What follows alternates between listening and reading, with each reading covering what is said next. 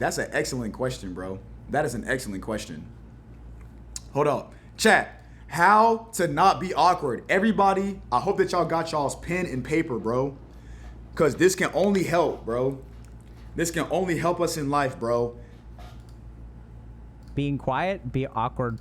Be awkward by being quiet, be awkward by talking. Okay, I'm going to teach y'all how to not be awkward. When your attention is in your own head, you will be awkward. And when your attention is not in your own head, you will be relaxed. There's a very simple experiment you can run.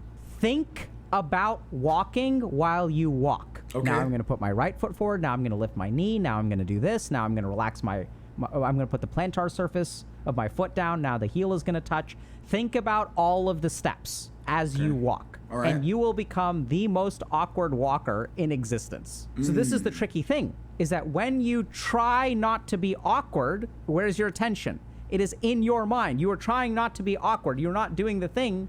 Now I'm thinking about how to do things, so I'm awkward over here. Now I'm thinking about this, so I'm even more awkward. So this is why getting awkward is such a trap. Because the less awkward you try to be, the more you step into your mind and the more awkward you become. Yeah, it's like, bro. oh my God, there's a fire here. Quick, someone grab some gasoline and pour the gasoline on top. Let's put out the fire, because liquid puts out fire, right? You do the very thing that makes you awkward. And that's how you end up with this lose-lose situation. You think that, okay, if I'm quiet, I will not be awkward. Bro. Or if I talk, I will not be awkward. L beard right there, bro. But nah, that's facts, bro. I feel like a lot of times we just be in our heads too much, bro. Gotta be more natural, man. You be in our heads too much, bro. Or no, the awkwardness is within you. So no matter what you do, you will be awkward. But this is the really cool thing. If it's within you, you can actually change it. It's not about the behavior. It's not about, okay, what do I say or what do I not say? How do I be quiet? Should I speak now? Should I not speak now? And that's what makes you awkward, because now you're in your own head and you're not paying attention to the conversation. So if you want to stop being awkward, absorb your mind in whatever is around you. Instead of thinking about what you should say or whether you should say something, pay attention to what the other person is saying. Listen to the other person. Listen to your surroundings. Externalize your awareness. Externalize your awareness, And bro. if we sort of think about it, we can see that we can prove it the other way too. When am I the least... Wait, bro, do y'all really know what that means? Do y'all even know what that means, bro? I feel like that low-key, like, that phrase might be too big for some people, bro. Like me, no cap, whenever I say stuff like that, like, it might be too big for some people. By some people, I mean me. Wait. What does it mean to externalize your awareness, bro? It's like, I could really think about it, or I could just ask chat, bro. What does it mean? Wait, look, bro. Nah, he's chatting right now. To shift your focus or attention outward, away from your internal thoughts. Okay, bet that's all I needed, bro. This was all unneeded, but I appreciate that ChatGPT was really willing to give me like the works, bro. That's why I love ChatGPT so much. awkward when I'm absorbed in something. Like if I get into bed at night and I grab a nice cool pillow and I lay down and I'm like, man, this feels amazing. I'm not thinking about, okay, how can I feel more comfortable? Is this comfortable enough? Is this not comfortable enough? If my attention is on the pillow and on the bed, I will feel relaxed and it'll feel good. And this is why people stay so awkward, is because everyone's like, what do I do? It is not about doing, it is about where your attention is. And so people go looking for solutions, but any solution you try, your mind is still thinking about, okay, I should do this, I should do this, I should do this, I should do this. Your mind is pointing in the wrong way, so you end up being awkward. And then what happens, we end up feeling hopeless because I tried this and I tried this and I tried this and I watched this video and I paid for this course and this pickup artist told me to do this. But the whole time, all that crap doesn't work because your mind is You're still not focused here. externalizing. And even for the stuff that does work, what do they bro. successfully help you do? Externalize your mind. You gotta externalize your Focus mind. externally. Focus externally. Wow. Still got no social. Okay, so all you have to do to not be awkward is externalize your mind. Okay, bet, bro. Y'all, bro, so you just gotta not think so much about what's going on inside, bro. Skills, bet. even when I don't think about myself.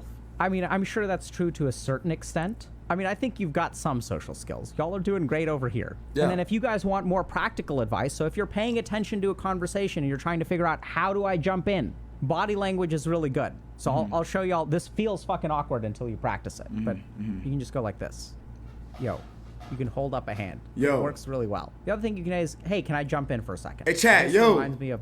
So you just signal to them, hey, I'm jumping in. Use body language, right? And then they'll stop. It's really bizarre. It's like there's some fucking Jedi mind trick at play. Okay. You can even interrupt someone, but when you interrupt someone, if you're afraid of interrupting, because here's what happens, right? So there's like some awkward, they say a sentence and there's a pause, but the pause isn't long enough for you to jump in. So they don't wait for you to speak, so you're not sure if you're supposed to speak. And then you start speaking and they start speaking at the same time.